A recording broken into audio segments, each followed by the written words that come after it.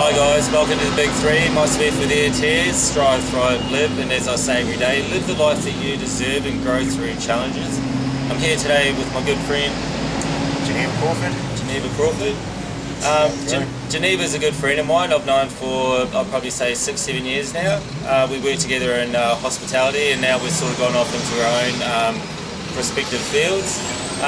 But I've seen Geneva does a lot for people, and I just wanted him to explain what he does and how he helps people, but also how you can start to adapt maybe some other different way of implementing change in your own life. So Yeah, I do NLP coaching. I use timeline therapy and also hypnosis. I use it in a way of personal development to keep people going. If they're stagnated, if they're going through something in their lives at the moment, and just really just changing them from the problem that they do have to something more useful so they can thrive into everyday life. So you were saying before that a key thing, that one of the things that you're trying to do is to tap into people, because you believe that everyone has something in them, and they just lose their way a little bit. They lose their way, they lose, let's face it, we had dreams when we were a childhood, we had aspirations when we were kids, we had all these big moment dreams. I wanted to be a professional sports athlete, but that didn't happen because all this other stuff came in the way, like I had to get a job, make money, all of a sudden, I had to do all this other stuff, but not having the proper resources, not having the proper mentor, not having someone there that I thought, that's already done. So wanting to be a professional athlete or professional basketball player, there was nobody that I could go to, or if I had someone like me there or I had someone like you there, it would have been totally different. I don't know if I could have made you the best possible. I don't think I would have made a Steph Curry, but yeah. So yeah, two key things there, and I think there are two resources we could look at: our mentors as well, and our resources, and to what is available out there. I think we're in a golden age now, because with social media and the internet. When we were growing up, we didn't have the access to this. All we had was the people out in our area. But now we can do things via online. You were saying before you helped a lady, without giving specifics, you helped a lady online? Yeah, I helped a lady online. She experienced a bit of assault at her job. She was assaulted at her job, which was pretty traumatic. Yeah. And at that time, it was a significant time in her life. Fear kicked in, a lot of this, she didn't want to go out. Her husband was trying to encourage her, but even her husband couldn't get her going. And so I reached out and said, hey, look, I can help you out if you want. And she said, yeah, can we meet up in 20 minutes? Yeah, okay. Jumped online through a video call and went through the whole process of using timeline therapy, just asking specific questions, and then using the process of unpacking, repacking, letting her relive the moment, but not associated, so she was disassociated from that moment. Yeah. And then get rid of all the negative emotions, and sort of challenge myself too, trying to get it over and done with real quick.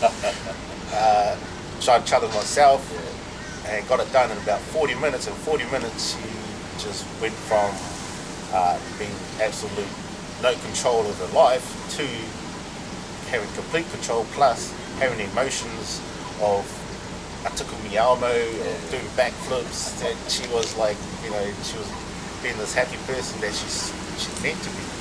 Yeah. And then jump on a plane to go to a wedding straight after that. And that's pretty amazing. Wow, that's a pretty great transformation, and to realise that it happens so quickly.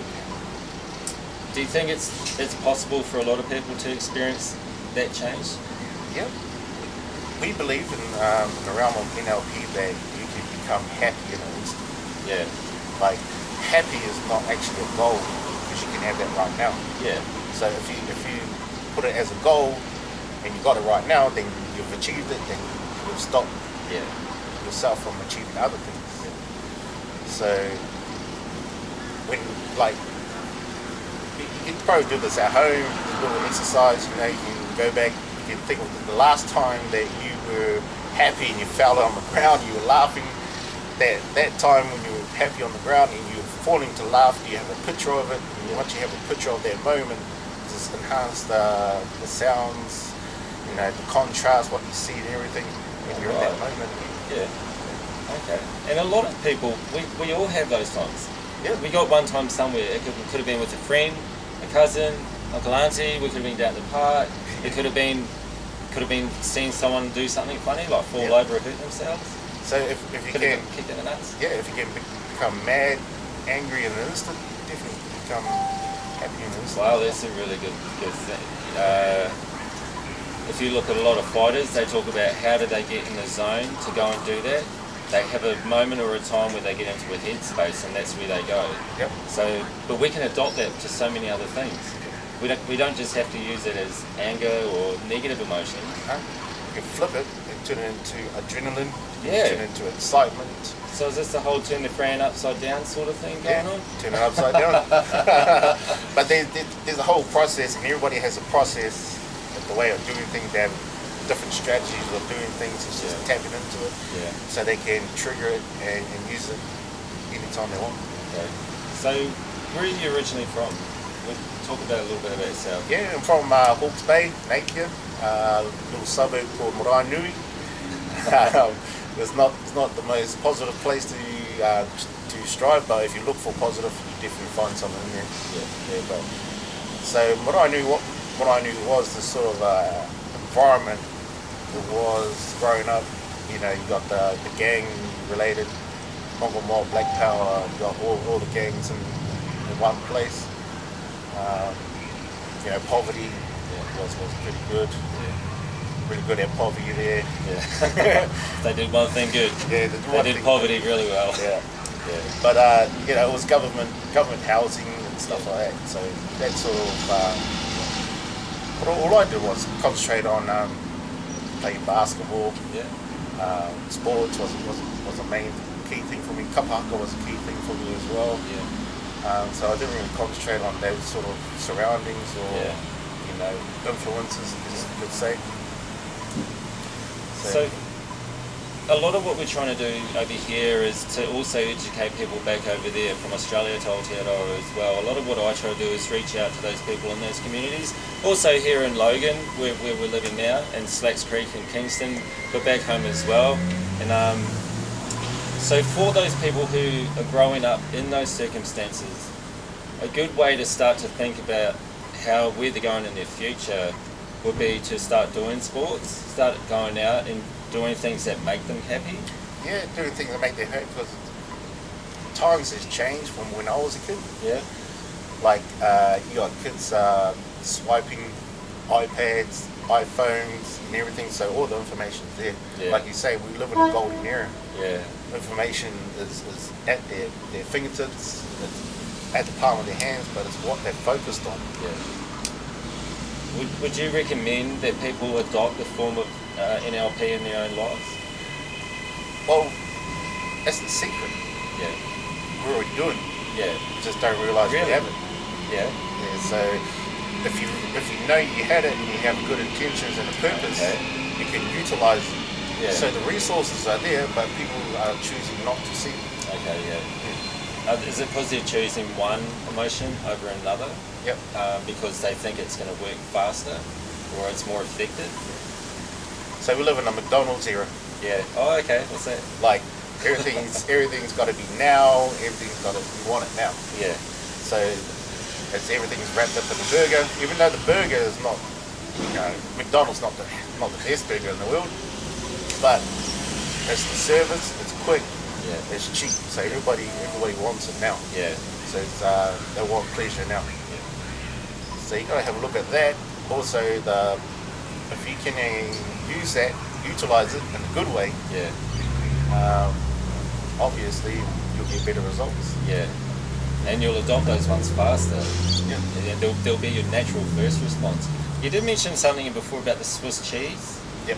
Can you explain that, please? So you got the Swiss cheese effect. So you have a slice of cheese, and you imagine each slice of cheese is like a safety procedure or safety mechanism you got in there. Everybody's got it. Got a process, or I don't want to do that because this might happen. Yeah. You know that. But what happens is, put a hole in one slice of cheese. The safety net is being breached, and then you got another safety net, and you got another safety net, and you put holes all the way through this cheese, and then all that safety net that you put in place, to stop something from happening, it happens. Yeah. So you got the Swiss cheese effect. Everything goes through, and then all of a sudden something catastrophic happens at the end. Yeah. Wow. Nice. So, where do you see this going for yourself? This has obviously just been a starting point for you with NLP, and you've been having great results. This lady, you've also, I've seen in your reviews, you've helped a lot of other men as well. Yeah, helped a lot of men and single moms, relationships. Yeah. Is it perseverance? Because this obviously isn't something. This isn't a get rich quick scheme, is it? No. This is something that you're willing to go through the process and time through. Yep. So, I mean, what NLP is just a study of excellence and how people can produce those excellence. How can people succeed? Looking at billionaires and millionaires, they sort of like measure themselves with money. Yeah. But it's not that. It's getting that same result to everyday lifestyle person. One lady said to me, how can you, that millionaire's got no stress, they don't have to worry about that. And I went, yes, that's what it's all about. If you didn't have any stress, what would you be doing? Yeah. Okay. So it's not, yeah, what's that? Yeah, so it's, sometimes negative emotions get in the way, they hurts the body, and Yeah. you start getting into survival mode. Yeah, your immune system's going to start to crumble. If you start, some people even start to lose their hair. They'll go through alopecia. They'll start to get ulcers, or they'll start. Things will happen to them physiologically because they're not dealing with it internally. So the body's going to react to it. Yeah. Wow. So yeah, that's it. Our emotions puts us in motion. Yeah.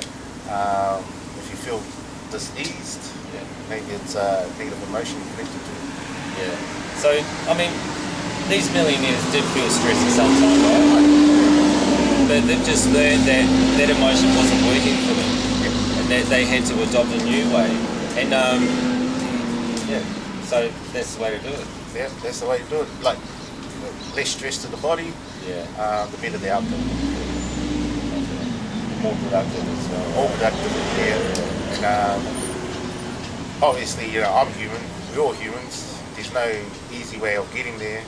But if you knew a better way of doing it, easier way of doing it, and that's finding someone else that's already done it, Yeah. and ask a question for them, and you'll get the same results. Do you have any references that you could reference as far as online media or books or anything you can recommend that someone could start to look at? Yeah, I always go back to the book that really changed it for me was Think and Grow Rich by Napoleon Hill. I know it sounds a bit, but that was the book that I picked up and really changed my focus. Think and Grow Rich. Think and Grow Rich. Napoleon Hill. Yeah. And that sort of changed my whole perspective on things. Really?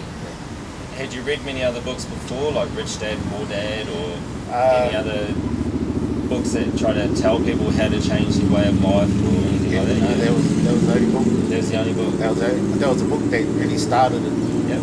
And then I picked up Rich Dad, Poor Dad after that. Yeah. And Tony Robbins, Awaken the Giant Within, and Money. So that's Napoleon Hill's the one that resonated the most? Napoleon Hill resonated with me the most because it wasn't actually about getting rich. No. Yeah. A lot of people, how did you come across that book? By chance? By Tony Robbins. Yeah. I followed him in the 90s. He was always talking about that book. Yeah. and then I finally got myself around it to read it. And once I read it, it was just like aha moment. Yeah. Is it a big read? Was it easy content to read, or was? It's an old literature back in the 30s, so it's kind of Okay. So it's kind of he uses big jargon words. Yeah. So it's not an easy book to read. It's a challenging book to read.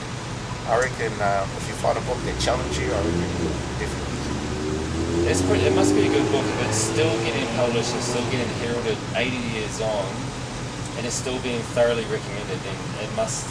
Yeah. How come it's not known? It's not known because I'm not too sure, but like I recommend it to all my clients. I've given Think and Grow Rich books out to all my clients. I've got no more books.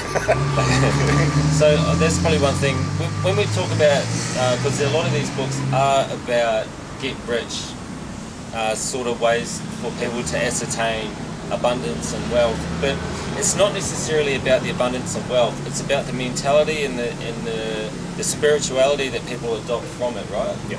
So try not to think too much that, well, I don't want to be rich, but we've got to think about the qualities that these people had and how come they're able to live such happy lives. Yeah. Money isn't really the hugest factor in it. No, but you got to change your narrative because everybody's narratives are out there and they think money makes the wheel go round. Yeah. But it's actually the pull and the polarity of the North Pole and the South Pole that makes the wheel go round, and it goes around really good. Very scientific. Nice. Yeah, So, a bit of science in it. But that's the narrative. So if you're able to change that mindset and think of money as energy, and if you want abundance, money's just flying around in the sky. Yeah. All you got to do is just plug it in there and get that money coming in. So it sounds simple, but if you know what money really is, then it's not a problem. So money is just a swipe. It is. And it's just put in a digit and it's gone. What's more important is the other side is time. You know, you don't get that back. No. Which one's more important? Yeah. You get money back. Money replenishes every week, every month. You get it back. Yeah. It was always replaced. Where time, unless you've got a time machine. Yeah. I think we have to, and that's the thing. We're not infinite beings. We're finite beings. Yeah. A lot of us will only live for 80 years. Well, you know, like, isn't it saying that Australia was colonised by the Aboriginals for 60,000 years? And we're only here for, one person's only there for 80, so 60,000 and 80, we're not here for a long time at all, or the whole world life population or whatnot. It's, we have to enjoy that amount of time that we have. If we spend so much of our time trying to consume it by having the best car, by having the nicest appliances at home, we're never really going to be able to catch up to that. Yep. It's like technology. You can never catch up to technology. You can never catch up on materialistic things. And there's things that you're going to lose out on, which is time. And that time can be the time for yourself, for you to grow spiritually. So when we talk about, when I pass away, am I going to be free? Am I going to be free in mind? Am I going to have left no stone untouched? Will my heart be free? Or will I feel like I haven't done enough, and that when I do pass away, that I didn't connect enough with someone? I didn't really give enough time for one charity or one person that really needed me because I was too busy focusing on so many other things in life. Have I been able to just live within my means and focus on me? And focusing on yourself is going to help you realise who you are spiritually and emotionally, and then you will start to grow, and money may come out of that. Yep. And we can look at wealth as material wealth, or we can look at who we have around us and think how wealthy we are. Like I met Geneva 5-7 years ago, and we've always maintained our friendship since then. And I would say that that's wealth to me. A friendship that is still strong. We don't see a lot of each other, but still after 7 years, we're still really close friends. That to me is wealth. Yeah. That's abundance. Right? Yeah, exactly. So we got to look at as a human race, as human. We've only been on this earth for about 300,000 years, compared to the Earth, which has been here for 300 billion years.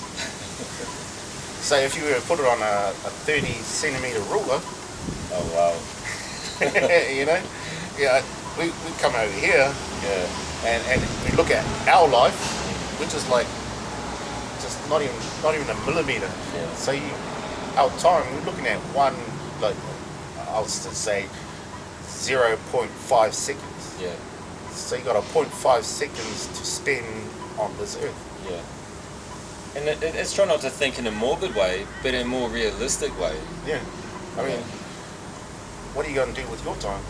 Yeah. Are you gonna spend time thinking about worry, stress, fearing of things like a saber-toothed tiger outside your cave? Are you going to be worrying about that every day? We live in a time that's full of abundance of information, and all it is what you focus on. You're going to be focused on fear all the time. You're going to be scared of something going to hit you, or if you're going to be fear of dying, then look at time. Look at the time you got left. Yeah.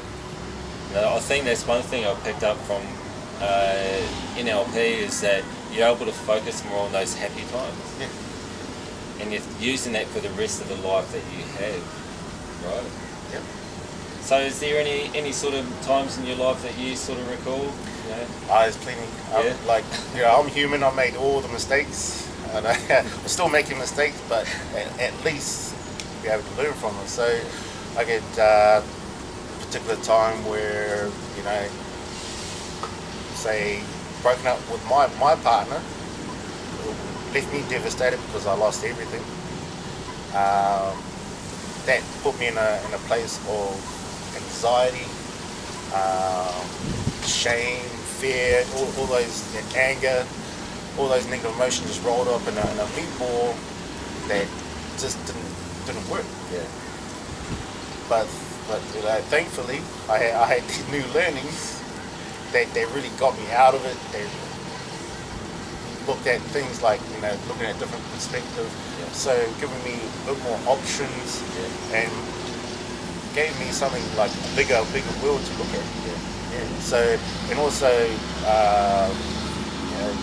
job-wise, like got sacked, got fired from my job because I thought I was doing something right, looking after your mates, your workmates and stuff like that, but it wasn't really in line with the company's values, like the safety values and stuff like that. So learning like stuff like that are big learnings. But those are the moments that gives you knowledge. And when people say knowledge is key, that's where the knowledge is. You make mistakes. Let's face it, we all make mistakes, but that's where the knowledge lies. If you learn from those mistakes, then you get a bit more. Where's the biggest wealth of knowledge on planet Earth at the moment? Graveyard. So a lot of our ancestors took all their learnings and took it to the grave. So there's dreams, aspirations, everything. So we are left to find those out on our own. There's a lot learning from negative things, and also not taking those negative labels and applying them to yourself. Just think that you did something you thought was right, but it was wrong. So it's not to say that you were wrong, or shame or resentment or things like that. It doesn't make you a shameful or resentment. But I do think there is a key thing with acknowledging those emotions and seeing them at the time, but then also understanding that that's not who you are as well, and to go forward from there. Just got to honor those mistakes. Honor those mistakes. Honor those mistakes, and then you'll overcome a lot of adversities that you experience. And sort of respect them, because they build you. I'm not going to say they made you who they are, made you the person that you are now, but the characteristics always been there. It's just sort of enhance it with the knowledge base that you have. And then with that, applied action becomes wisdom. Yoda-san. So That's some Miyagi stuff, if you man. put it in action, Yeah. it becomes wisdom, and then you Yeah. can teach it. That's beautiful. Yeah. Yeah. It's very wise. Learning a lot from this guy today. No, it's perfect. So just in passing, is there anything you'd like to highlight or bring up, especially with NLP, about how people can adopt it for themselves or how they can reach out to you? Yeah, just well, I'm on. If you want to reach out to me, I'm on Facebook. I'm a full-time person on Facebook, Instagram. I use social media and everything. I do workshops, seminars. I can't tell you where they are because I'm all over the place. But at the moment I'm here in Coomera, Westfield, doing workshops. But reach out to me. So, if any questions, I love questions. Yeah. It builds that curiosity, and also I learn, and then you guys learn, because how else are you supposed to know? Yeah. We were talking before about curiosity as well. From a English lecturer, he talks more about working on your curiosity can help you find your passion. And by being curious, you're going to be able to answer a lot of questions. And a lot of questions lead to more questions. Yep. And the more questions you have, it's going to answer a question, but it's going to lead to other ones, which is eventually is going to narrow a lot of things down to what you'd like to work towards. And that's for yourself. And a lot of people are different. It could either be sports or art or music.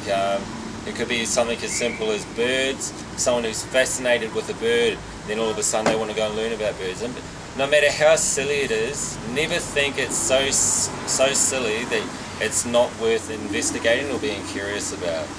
But don't be afraid of anything either. Yeah. Just go for it. Like I'm at a point where I can say yes and worry about it, everything else later. Yeah. There is no age gap either to as far as curiosity. I remember my father was 52 when he changed occupations. He became a personal care assistant. He used to be a mechanic, and he didn't want to do that anymore. And then at 48, he found the love of his life. So even though we are here for such a short time, don't think that we can't try new things, or don't be afraid to take on a new step out of fear that age is getting in the way. Age is not a barrier for curiosity at all.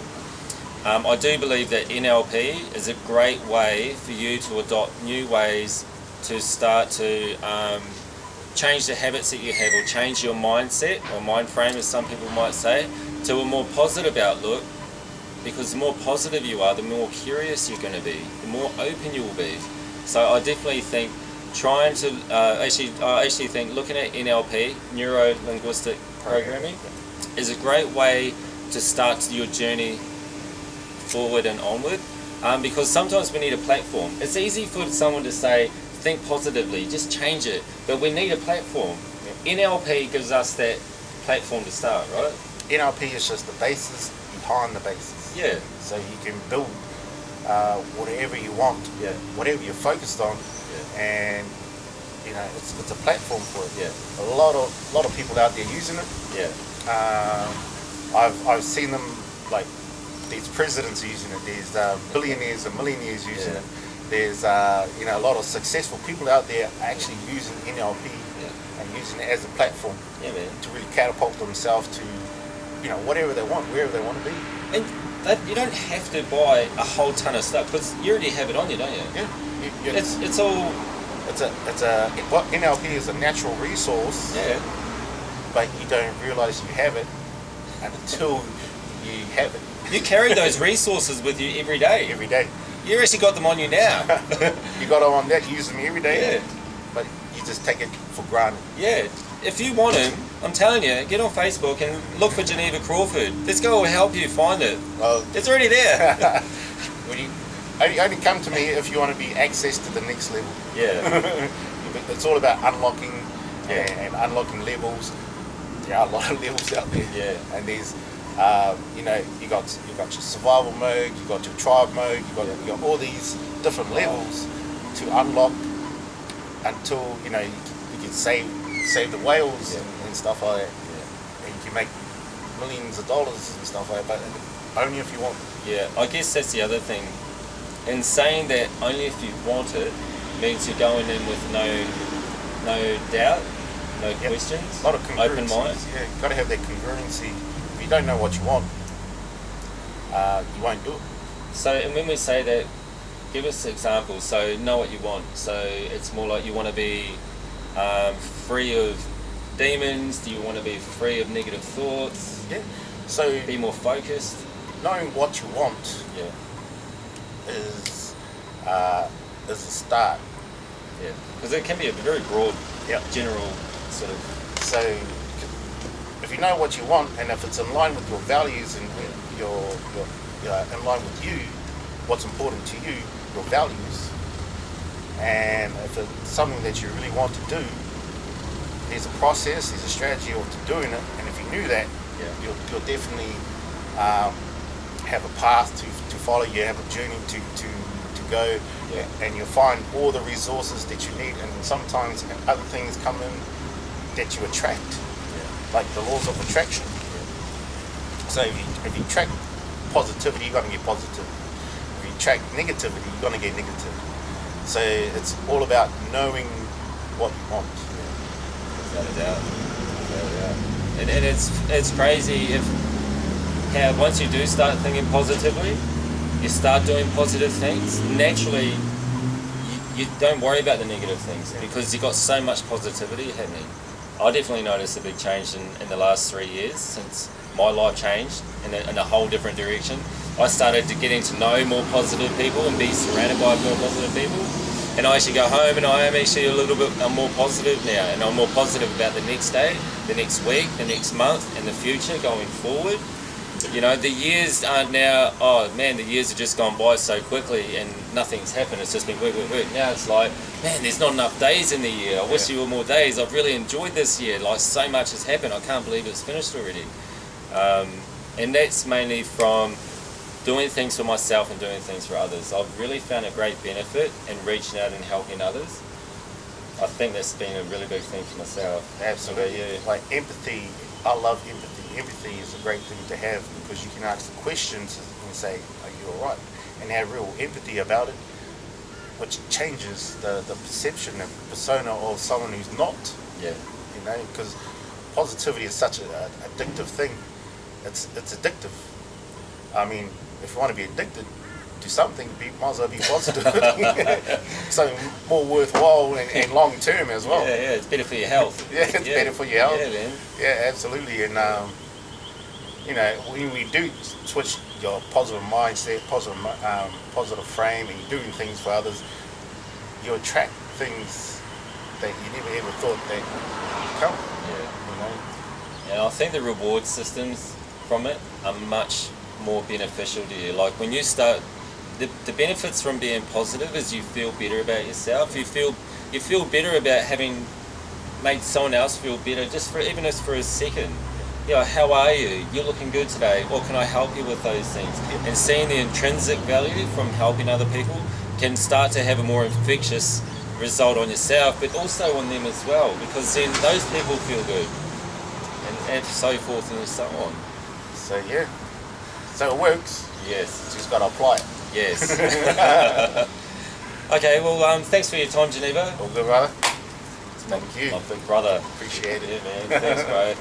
So as I said, this is the big three with Geneva Crawford, as we're talking about neuro-linguistic programming. If you're a little bit curious, or even more curious about the subject, please get in touch with me at the big three. My sweat for their tears. Strive, thrive, live. Ask the questions, private message me, and I'll redirect you through to Geneva Crawford. Or else, if by hearing his name over 50 times already, you've picked up on that, private message him yourself, and then you can move forward onto the next step for yourself. And so yeah. Thanks for your time. Be great, guys. Peace.